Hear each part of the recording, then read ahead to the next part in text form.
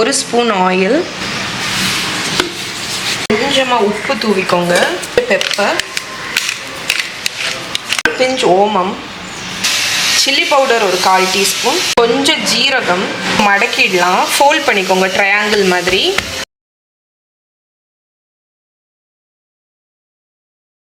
Triangle chapati masala chapati போட்டாச்சு. இதை சுட்டு எடுத்துருவோம்.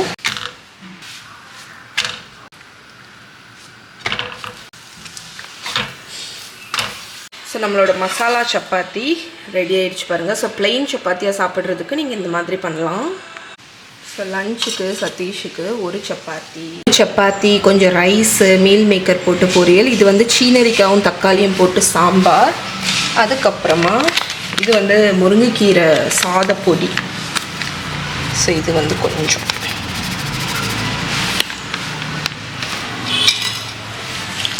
ஸோ கொஞ்சம் சுண்டக்காய். அவ்வளோதான், இதுதான் லஞ்ச்.